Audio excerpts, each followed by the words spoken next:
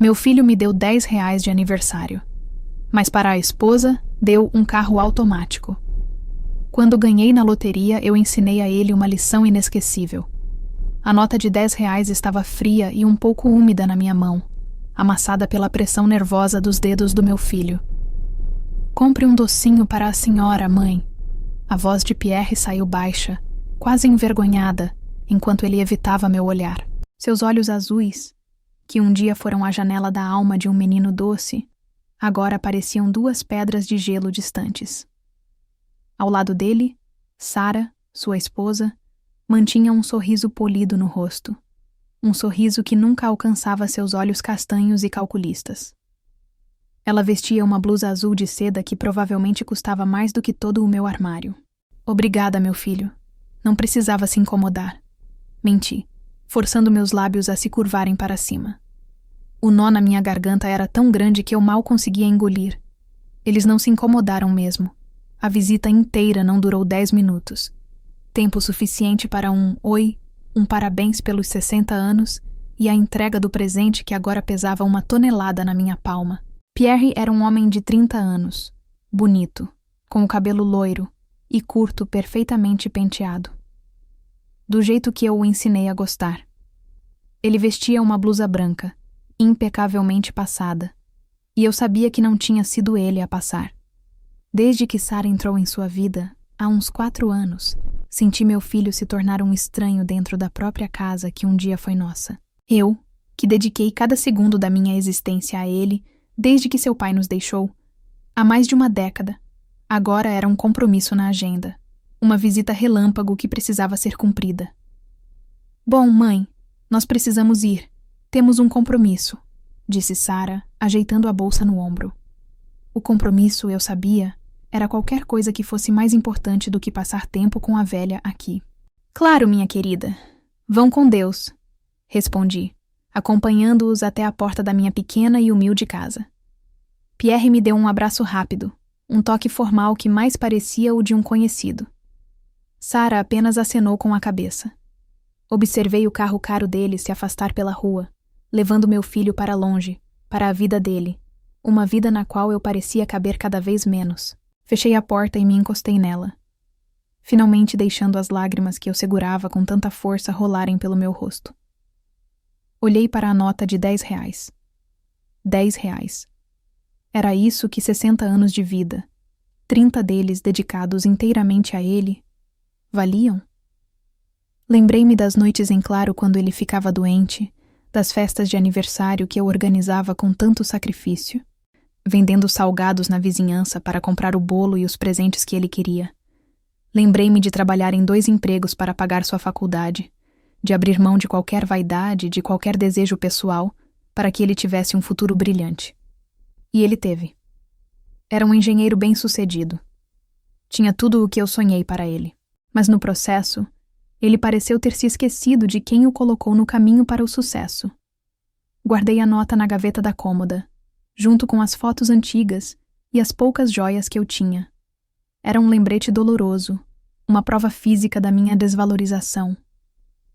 A semana seguinte se arrastou. Tentei me convencer de que era melhor assim, que ele tinha a vida dele, e eu não podia exigir sua atenção. Tentei me convencer de que ele estava apenas sendo prático, que talvez eles estivessem apertados de dinheiro. Uma desculpa boba, eu sabia. Mas era o que meu coração de mãe tentava criar para aplacar a dor. Então, a faca, que já estava cravada no meu peito, girou. Foi numa terça-feira à noite. Eu estava sentada no sofá, passando o tempo no Facebook pelo meu celular simples, vendo fotos de gatos e receitas de bolo. Foi quando a publicação apareceu no meu feed. Era uma foto de Sarah, postada por ela mesma. Ela estava em pé, radiante, com os braços abertos ao lado de um carro automático novinho em folha, um modelo que eu sabia ser caríssimo, com um laço vermelho gigante no capô. Pierre estava ao lado dela, com um braço em volta de sua cintura. Sorrindo de orelha a orelha, o mesmo sorriso que um dia ele deu para mim quando ganhou sua primeira bicicleta. A legenda da foto era um soco no estômago. O melhor marido do mundo realizou meu sonho. Obrigada, meu amor, por sempre me colocar em primeiro lugar e me dar o melhor. Te amo infinito. Fiquei olhando para a tela, para o brilho do carro, para a felicidade estampada nos rostos deles. O mundo ao meu redor ficou mudo. Cada palavra daquela legenda ecoava na minha cabeça. O melhor marido do mundo. Realizou meu sonho. Sempre me colocar em primeiro lugar. Naquele instante, a imagem da nota de R$ 10 amassada voltou à minha mente com uma clareza brutal. O contraste era violento, cruel. Para mim, uma nota para comprar um doce. Para ela, um carro para realizar um sonho. Para mim, 10 minutos de uma visita forçada. Para ela, a prova de que era a prioridade na vida dele. Naquele momento, eu não senti apenas tristeza. Senti uma humilhação profunda, uma raiva fria que começou a se instalar em um lugar da minha alma que eu nem sabia que existia. Eu entendi, com uma dor que me partiu em duas, qual era o meu lugar. Para o meu filho, o homem para quem eu dei a vida, eu valia um doce. A esposa dele valia um sonho. E essa constatação mudou tudo dentro de mim. A raiva fria que nasceu naquela noite, enquanto eu olhava a foto do carro, não desapareceu. Ela se acomodou dentro de mim, uma brasa dormente. Por dias, a nota de R$ 10 na gaveta parecia me queimar. Toda vez que eu abria a cômoda para pegar uma roupa, meus olhos batiam nela, e a cena da visita relâmpago, do sorriso forçado de Sarah e do olhar desviado de Pierre se repetia em minha mente. Aquela nota não era mais dinheiro. Era o símbolo da minha humilhação, do meu valor reduzido a um pedaço de papel amassado. Eu precisava me livrar dela. Numa tarde, enquanto voltava do mercado, passei em frente à casa lotérica. Uma ideia, nascida mais do desespero do que da esperança, surgiu. Eu pegaria aquele símbolo de dor e o transformaria em nada, em um bilhete com chances mínimas de valer alguma coisa. Voltei para casa, peguei os R$ 10 da gaveta e retornei à lotérica. A mulher do caixa me olhou com indiferença enquanto eu entregava a nota e pedia uma aposta aleatória, uma surpresinha. Não escolhi os números, não queria colocar nenhum pingo de sentimento naquilo. O ato de entregar aquele papel para as atendentes e receber um comprovante sem valor em troca foi por si só uma pequena libertação. Guardei o bilhete na bolsa e não pensei mais no assunto. A vida continuou em sua rotina monótona. Os dias se passaram e eu quase me esqueci do pequeno papel guardado no fundo da bolsa. Foi no sábado à noite que tudo mudou. Eu estava assistindo ao jornal na minha velha televisão, mais por hábito do que por interesse, quando o apresentador anunciou os números sorteados da grande loteria da semana. Por um impulso, peguei minha bolsa e procurei pelo bilhete. O primeiro número cantado pelo apresentador coincidiu. Que coincidência, pensei comigo mesma, com um sorriso fraco. Então o segundo número bateu. Meu coração deu um tropeço. O terceiro. Minhas mãos começaram a tremer. O quarto.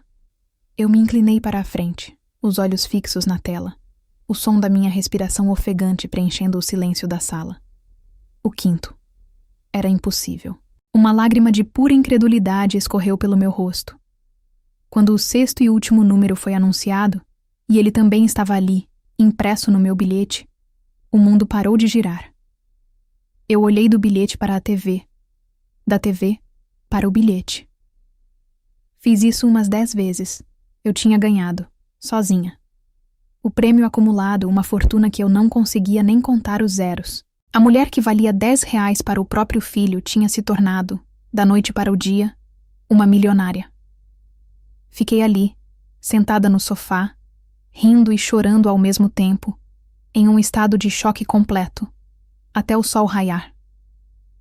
Não demorou muito para a notícia, mesmo que meu nome fosse mantido em sigilo, chegar aos ouvidos de quem interessava.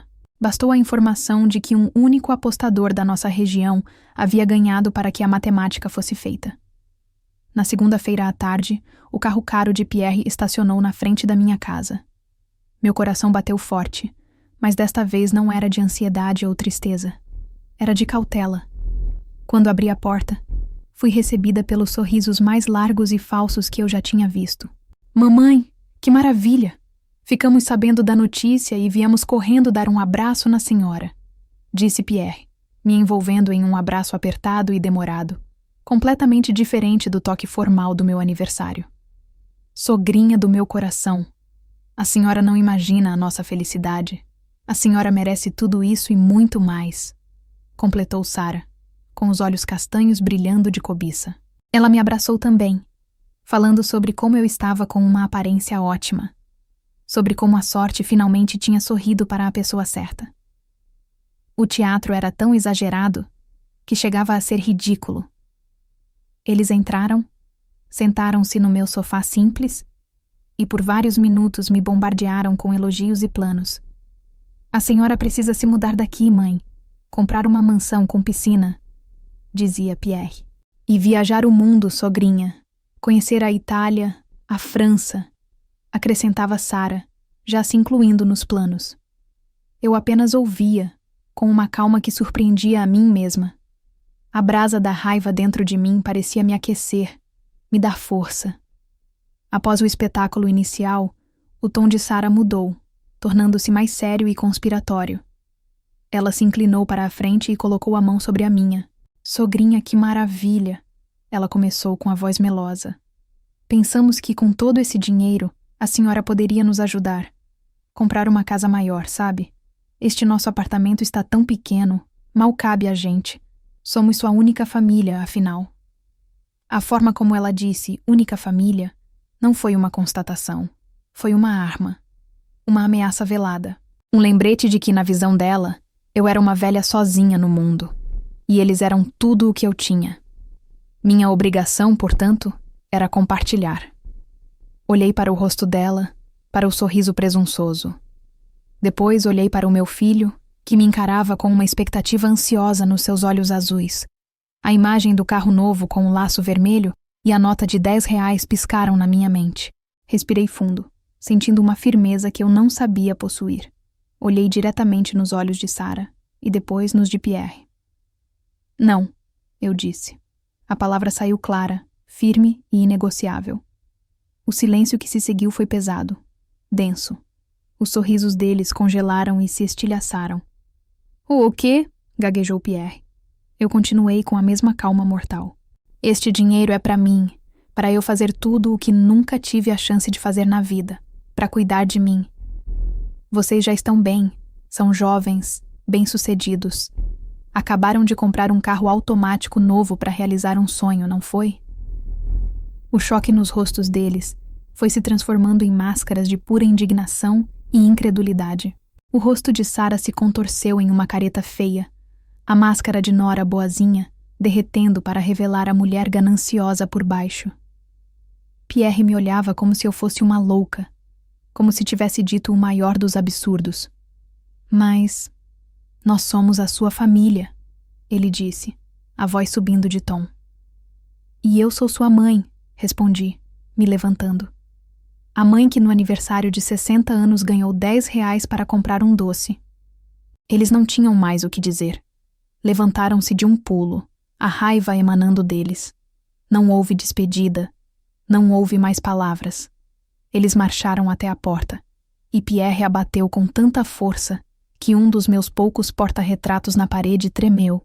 O som do carro deles cantando pneu na rua foi a trilha sonora do fim do teatro. Fiquei sozinha no meio da minha sala, em um silêncio tenso. Mas pela primeira vez em muito tempo, não era um silêncio de solidão. Era o silêncio do poder. Pensei que o confronto terminaria ali, com eles me cortando de suas vidas. E, para ser honesta, uma parte de mim sentiu um alívio imenso. O silêncio que se seguiu àquela tarde tempestuosa foi uma bênção. Pela primeira vez em anos, minha casa era só minha, meus pensamentos eram só meus. Não havia mais a ansiedade de esperar por uma ligação que nunca vinha, nem a pontada de dor ao ver uma foto em que eu claramente não fazia parte da família feliz. Comecei a fazer planos. Pequenas coisas a princípio. Pesquisei na internet sobre aulas de jardinagem, olhei casas com quintais grandes e ensolarados, e sonhei em ver o mar de uma cor que eu só conhecia pela televisão. A mulher de 60 anos, que se sentia um estorvo, estava lentamente dando lugar a alguém que sentia a excitação de um novo começo. Mas a paz era apenas o ar calmo e pesado que precede a tempestade. E a tempestade veio com a força de um dilúvio, algumas semanas depois. A noite estava escura, e uma chuva torrencial castigava a cidade, daquelas que inundam as ruas em minutos. O vento assobiava pelas frestas da janela e eu estava na cozinha, preparando um chá, quando ouvi as batidas na porta. Não eram batidas normais. Eram socos desesperados, frenéticos, urgentes. Meu coração disparou. Quem poderia ser a 1 hora daquelas, com um tempo desses, com o medo apertando meu peito? Caminhei lentamente até a porta. Quem é? Perguntei com a voz trêmula. Mãe, pelo amor de Deus, abre a porta. Sou eu, o Pierre. A voz dele soou abafada pela chuva, embargada por um soluço. Girei a chave com as mãos trêmulas e abri a porta. A figura que vi na minha frente mal lembrava o meu filho. Pierre estava encharcado da cabeça aos pés, o cabelo loiro colado na testa, a camisa branca de grife amassada e suja. Mas o que me chocou foram seus olhos. Seus olhos azuis, normalmente tão calmos e distantes, estavam arregalados de pavor e vermelhos de tanto chorar. Ele tremia incontrolavelmente, e não era de frio. Meu filho, o que aconteceu? Entra, entra. Eu o puxei para dentro, fechando a porta contra o temporal. Ele entrou cambaleando e parou no meio da minha sala, a água escorrendo de suas roupas e formando uma poça no chão. Mãe, ele sussurrou, e então desabou. Ele caiu de joelhos no chão e começou a chorar como uma criança. Um choro alto, desesperado, que parecia vir do fundo da alma. Corri para perto dele, sem saber o que fazer, e apenas coloquei a mão em suas costas. Depois de longos minutos, o choro se acalmou e virou um tremor silencioso. Ele se levantou, recusou a toalha que eu ofereci e começou a andar de um lado para o outro na sala, como um animal enjaulado. E então, ele me contou tudo. Ele contou que naquele dia em que saíram da minha casa, a fúria de Sara explodiu assim que entraram no carro. Ela o xingou, gritou que ele era um fraco, um filhinho da mamãe, por não ter me forçado a dar o dinheiro. Chamou-me de todos os nomes que se pode imaginar. Velha egoísta, ingrata, mesquinha. Pierre disse que apenas dirigia, chocado com a intensidade do veneno que saía da boca de sua esposa. Quando chegaram ao apartamento deles, a gritaria continuou. E então, segundo Pierre, algo mudou. A raiva de Sara se transformou em algo muito mais frio e assustador. Ela parou de gritar, baixou a voz e se aproximou dele, com um brilho estranho nos olhos. Pierre parou de andar e me encarou. Sua voz era apenas um sussurro aterrorizado. Ela chegou perto de mim, mãe, e ela disse a coisa mais monstruosa que eu já ouvi em toda a minha vida. Ele engoliu em seco, as palavras lutando para sair. Ela disse, sua mãe já está velha, ela sussurrou para mim. Uma mulher idosa, frágil. Acidentes acontecem. Uma queda na escada, um remédio trocado na caixinha. Ninguém iria desconfiar. E toda aquela herança seria sua, seria nossa. Enquanto meu filho repetia aquelas palavras terríveis, o chão pareceu sumir sob os meus pés. O ar ficou gelado. Meu sangue congelou nas veias. Um horror tão profundo e absoluto tomou conta de mim que eu tive que me apoiar na parede para não cair. Não era a ideia da morte que me assustava. Era a maldade pura, calculista e sem alma por trás daquelas palavras. A mulher que abraçava meu filho, que deitava na mesma cama que ele, era capaz de planejar meu fim com a mesma tranquilidade com que se planeja o jantar. Eu nunca a conheci de verdade. Ninguém a conhecia. O horror no meu rosto deve ter espelhado o que Pierre sentia, porque ele continuou, a voz cheia de repulsa. Naquele momento, mãe, eu olhei para o rosto dela e não vi a minha esposa. Eu vi um monstro, um demônio com o rosto dela. Eu senti tanto nojo, tanto medo. Eu disse a ela que ela era um monstro e que tinha acabado, ali mesmo. Peguei minhas chaves, minha carteira e saí. Não olhei para trás. Ele me olhava, buscando algum tipo de absolvição, de consolo, e para o meu completo espanto, por baixo da camada de terror, senti uma onda de alívio. Um alívio avassalador. A grande reviravolta da minha vida não foi ter ganhado na loteria. O dinheiro foi apenas o que revelou a verdade.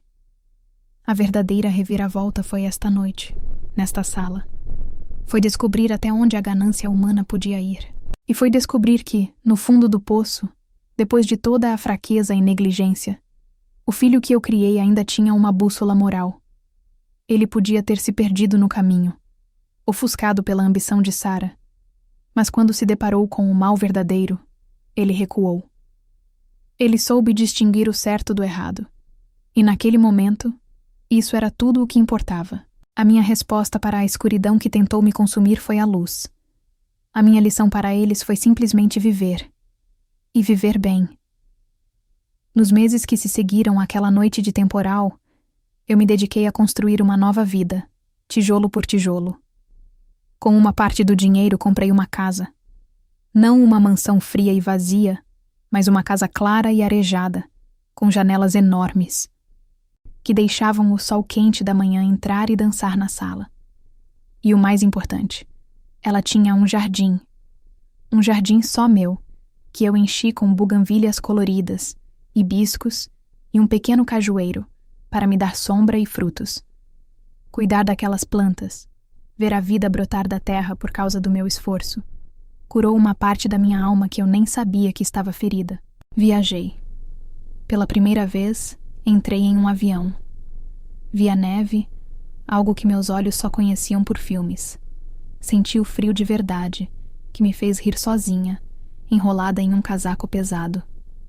Caminhei por cidades antigas, comi comidas diferentes e conversei com pessoas que não sabiam nada do meu passado. Em cada novo lugar, eu deixava um pedaço da mulher triste para trás e descobri uma nova parte de mim mesma. Mas a maior alegria eu encontrei aqui perto. Passei a ajudar financeiramente e a ser voluntária em um pequeno abrigo para crianças. Ver o sorriso no rosto daqueles pequenos, que já tinham passado por tanto, e saber que eu podia fazer a diferença na vida deles, me deu um propósito que dinheiro nenhum no mundo poderia comprar. Meu coração de mãe, que se sentia tão rejeitado, encontrou dezenas de outros corações para cuidar. Minha felicidade se tornou minha armadura e minha bandeira. Pierre se tornou uma presença constante, mas diferente. O processo de divórcio com Sara foi amargo e complicado, deixando-o emocional e financeiramente quebrado. Ele perdeu o brilho do sucesso, a arrogância sutil que o acompanhava. O homem que me visitava agora era mais quieto, mais humilde. Ele não vinha por dinheiro. Vinha pela conversa. Aparecia nos fins de tarde, sentava-se comigo na varanda de frente para o meu jardim e me ajudava a regar as plantas. Às vezes, ficávamos em silêncio, apenas observando o sol se pôr. Outras vezes, ele falava sobre suas dificuldades, seus arrependimentos e sobre a terapia que tinha começado a fazer.